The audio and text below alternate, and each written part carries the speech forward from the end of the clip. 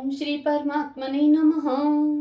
ओम नमो भगवते वासुदेवाय। ओम नमः शिवाय। आषाढ़ मास महात्म्य अध्याय 23 की पावन कथा में हम आज सुन रहे हैं भद्रकाली, कुबेर, ऋषि तोया नदी, श्रीगालेश्वर, गुप्त प्रयाग का महात्म्य, त्रिपथा, गोपाल स्वामी, उत्तरार्क, मरुदेवी आदि विविध तीर्थ और देव विग्रहों के सेवन की महिमा। महादेव जी देवी पार्वती से कहते हैं कि हे पार्वती, कुबेर स्थान से उत्तर भाग में मनोवांछित वस्तुओं को देने वाली महादेवी भद्रकाली का स्थान है। जो भी चैत्र मास की तृतीया को उनकी पूजा करता है उसे सौभाग्य, विजय और लक्ष्मी की प्राप्ति होती है। कुबेर स्थान से नृत्य भाग में साक्षात कुबेर जी विराजमान हैं।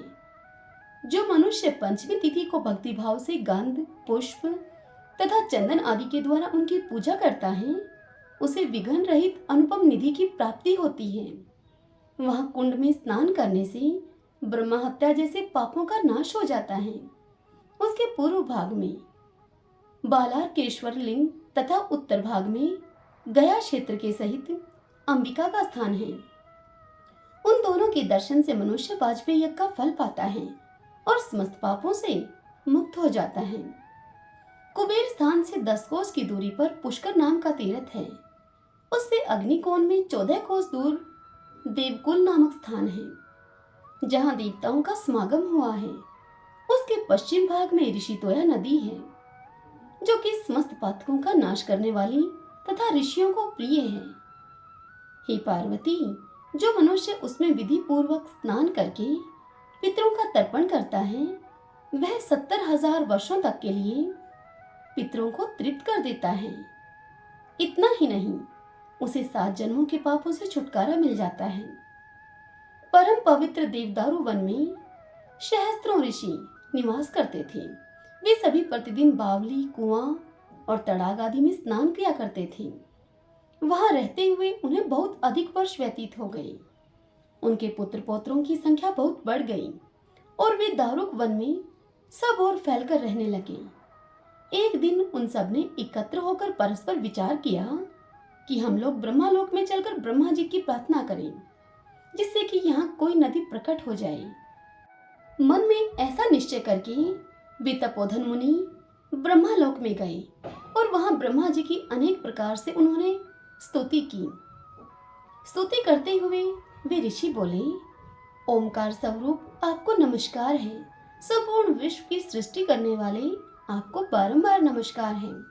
समस्त संसार की रक्षा करने वाले आप परमात्मा को नमस्कार है और जगत का संहार करने वाले तथा ब्रह्मा रूपधारी आपको नमस्कार है। हे पितामह, आपको नमस्कार है। हे सूर्यज्येष्ठ, आपको नमस्कार है। उन ऋषियों के इस प्रकार स्तवन करने पर लोक पितामह ब्रह्मा जी बहुत ही प्रसन्न हुए और वे बोले कि हे विप्रवरों, तुम्हारा स्वागत है। मैं इस दिव्य स्रोत से बहुत ही संतुष्ट हूँ। तुम कोई उत्तम वर मांगो। तब उन सब ऋषियों ने कहा कि हे सूर्यश्रेष्ठ, आप हमें स्नान करने के लिए कोई पाप नाशिनी नदी प्रदान कीजिए। ऋषियों के इस प्रकार यूं कहने पर ब्रह्मा जी ने वहां मूर्तिमती नदियों की ओर दृष्टिपात किया। उन्हें देखकर फिर कमंडलू की ओर दृष्टि डाली। तब वे सभी नदियां उनके कमंडलू में प्रवेश कर गई। ब्रह्मा जी उनसे बोले कि हे महर्षियों, ये सब महापुण्यमयी नदियां कृपा पूर्वक भूलोक में जाने के लिए इस कमंडलू में प्रविष्ट हुई हैं। यदि इनमें से किसी एक को भेजूं तो औरों के मन में क्रोध होगा।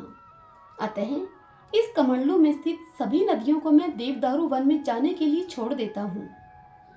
इस प्रकार यूं कहकर ब्रह्मा जी ने उन सभी नदियों को छोड़ दिया और कहा कि मैंने ऋषियों की प्रार्थना से तोय रूपा इन नदियों को स्नान के लिए दिया है। इसीलिए इनसे प्रकट होने वाली नदी ऋषि तोया नाम से प्रसिद्ध होगी। इस प्रकार देवदारू वन में ऋषि तोया नाम की नदी का आगमन हुआ है। पूर्व वाहिनी ऋषि तोया नदी जहाँ समुद्र में मिली है, वहाँ जो मनुष्य स्नान और जलपान करते हैं वे तो धन्य हैं। हे महादेवी, वहाँ प्रातःकाल गंगा, पूर्वाह्न काल में यमुना, मध्यकालीन में सहस्त्रों नदियों के साथ सरस्वती, अपराह्न काल में नर्मदा और सायं काल में सूर्यपुत्री तप्ती नदी बहती है। इस प्रकार यूं जानकर जो विद्वान उसमें स्नान और विधिवत श्राद्ध करता है वह उसके फल का भागी होता है। ऋषि तोया के पश्चिम 2 कोस की दूरी पर श्री गालेश्वर लिंग है, जो कि सब पातकों का नाश करने वाला है। वहां गुप्त प्रयाग, माधव देव तथा गंगा, यमुना और सरस्वती हैं। वहां स्नान, जल स्पर्श तथा पूजन करके मनुष्य सब पापों से मुक्त हो जाता है। वहां ब्रह्मा कुंड, विष्णु कुंड तथा रुद्र कुंड है।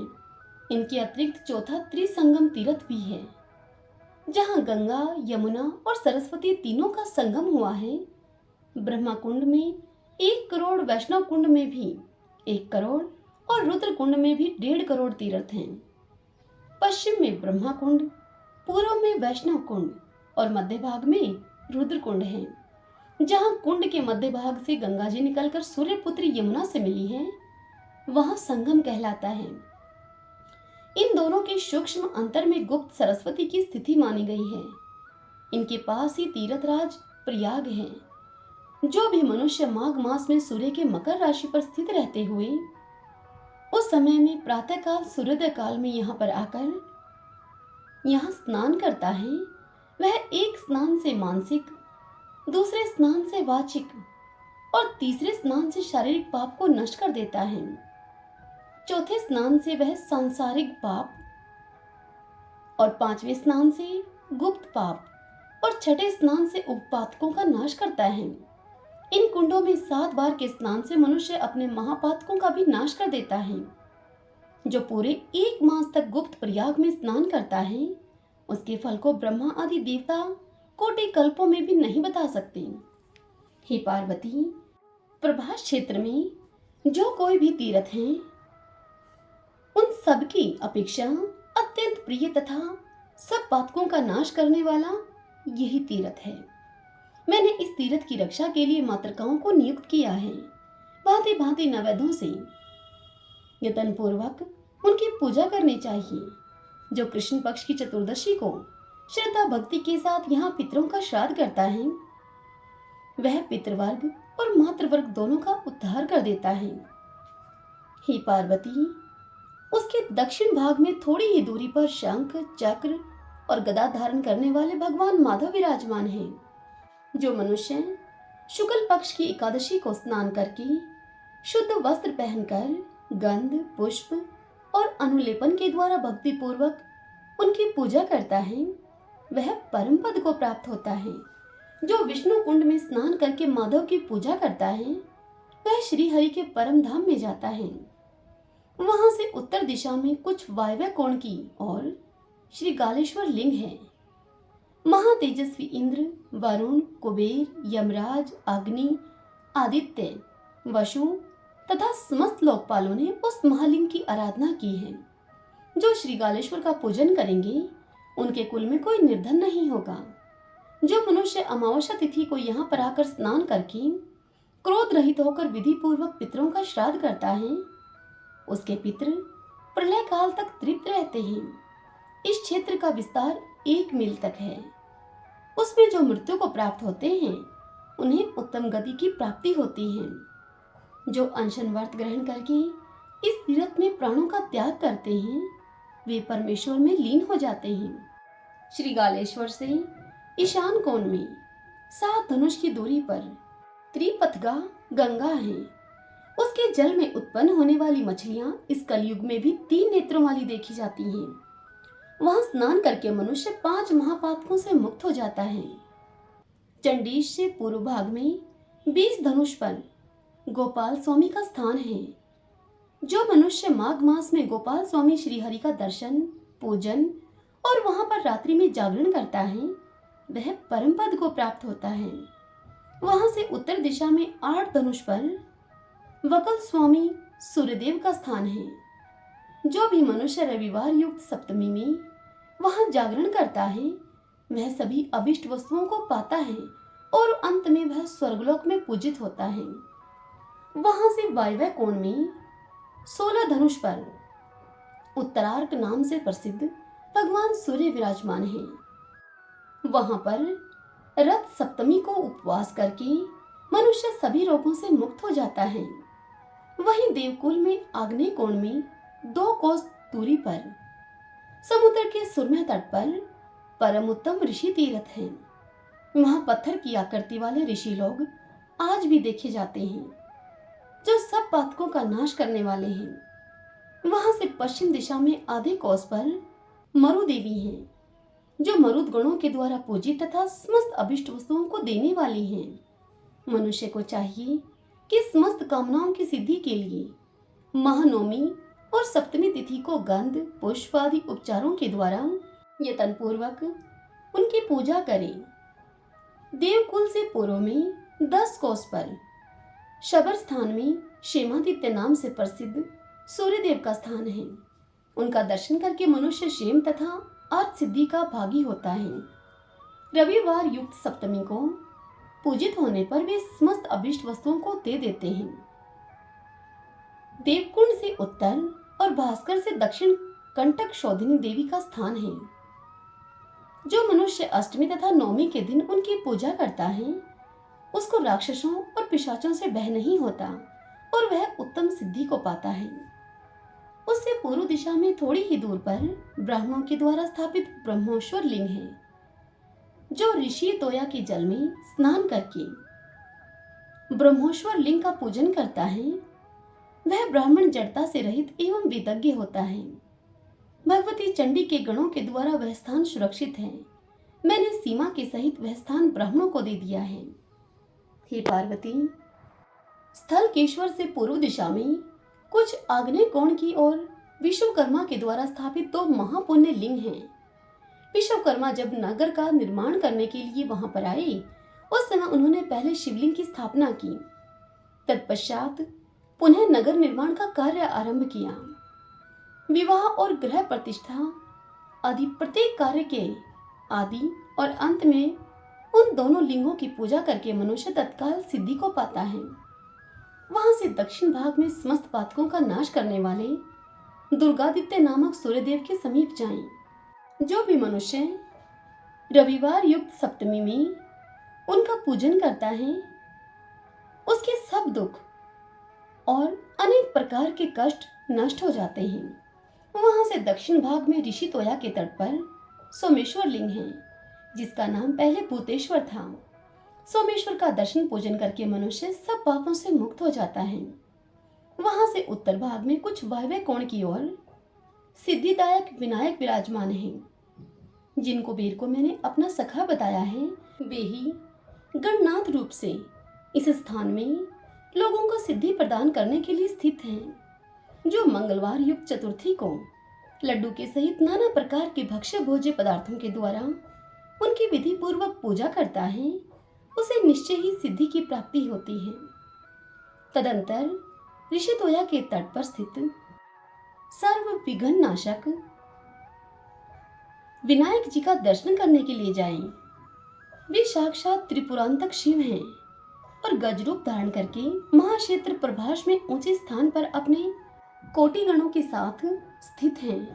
अतः निर्विघ्नता पूर्वक यात्रा की सिद्धि के लिए गंध पुष्प आदि उपचारों के द्वारा उनका पूजन करना चाहिए। योगक्षेम की सिद्धि के लिए उनकी यात्रा का महोत्सव भी करना चाहिए। वहां से उत्तर महाकालेश्वर देव हैं, जो उस पुर के अधिष्ठाता रौद्र रूपधारी भैरव हैं। पूर्णमासी और अमावस्या को इनकी महापूजा करनी चाहिए। हे पार्वती, जो महोदय तीर्थ में स्नान करके महाकाल का दर्शन करता है, वह 7000 जन्मों तक संसार में धनाढ्य होता है। वहां से ईशान कोण में महोदय तीर्थ है। उसमें विधि पूर्वक स्नान करके जो देवताओं और पितरों का तर्पण करता है, उसे प्रतिग्रह जनित दोष से भय नहीं होता। उस तीर्थ की रक्षा के लिए महाकाल के उत्तर भाग में मेरी प्रेरणा से मातृकाएं रहती हैं। वहां उस तीर्थ में स्नान करके मनुष्य पहले उन मातृकाओं की ही पूजा करे। वहां से वायव्य कोण में संगमेश्वर लिंग है और उससे भी पूर्व दिशा में पाप नाशिनी कुंडिका है, जहां बड़वानल के सहित सरस्वती जी आई हैं। जो कुंडिका में स्नान करके संगमेश्वर का पूजन करता है उसका सहस्त्र जन्मों तक लक्ष्मी, पुत्र और प्रियजनों से कभी वियोग नहीं होता। वह जन्म से लेकर मृत्यु तक के समस्त पापों से मुक्त हो जाता है। उस स्थान से 3 योजन उत्तर तप्तोदक स्वामी है, जहां भगवान विष्णु ने युद्ध करके दैत्यराज तल का वध किया था। जो मानव तपत कुंड में स्नान करके तल स्वामी की पूजा और स्नान करता है वह करोड़ों यात्राओं का फल पाता है। उससे पूर्व दिशा में काल मेदलिंग रूपी क्षेत्रपाल है। अष्टमी और चतुर्दशी को विस्तार पूर्वक उनकी पूजा करनी चाहिए। वे कलयुग में कल्प वृक्ष के समान मनोवांछित फल देने वाले हैं। हे महादेवी, वहां से दक्षिण भाग में 25 धनुष के अंतर पर सब पापों का नाश करने वाली रुक्मिणी देवी स्थित हैं। तब तोदक कुंड में स्नान करके रुक्मिणी जी की पूजा करें। ऐसा करने से स्त्रियों की 7 जन्मों तक गृहस्थी भंग नहीं होती। बलभद्र से पूर्व दिशा में एक श्रेष्ठ नदी है जहां दुर्वासेश्वर लिंग है। जो अमावस्या को उस नदी में स्नान करके पिंड देता है वह 100 कोटि कल्पों से भी अधिक काल तक के लिए पितरों को तृप्त कर देता है। वहां दुर्वासेश्वर शिव का विधि पूर्वक पूजन करके मनुष्य कोटि यज्ञों का फल तथा समस्त अभिष्ट वस्तुएं प्राप्त कर लेता है। वहां ऋषियों के द्वारा स्थापित किए हुए बहुत से शिवलिंग हैं। उनका दर्शन, स्पर्श और पूजन करके मनुष्य सभी पापों से छूट जाता है। जहां क्षेत्र के परिधि रूप मधुमती नामक स्थान है वहां समुद्र तट पर लिंगेश्वर देव तथा सप्तकूप हैं। वहां श्राद्ध करके मनुष्य गया से कोटि गुना फल पाता है। हरि ओम तत्सत। ओम नमो भगवते वासुदेवाय। ओम नमः शिवाय। आज की यह कथा यहीं पर पूर्ण हुई। इससे आगे कल की कथा में हम सुनेंगे तल स्वामी, शंखावर तीर्थ और गोष्पद तीर्थ की महिमा और वहां पर श्राद्ध की विधि तथा राजा पृथु के द्वारा पृथ्वी का दोहन। कल के दिन हम इस पावन कथा का रसपान करेंगे। आज की यह कथा आपको कैसी लगी? इस वीडियो को लाइक करके और कमेंट बॉक्स में ओम नमो भगवते वासुदेवाय लिखकर आप हमें अवश्य बताएं। हरे कृष्णा।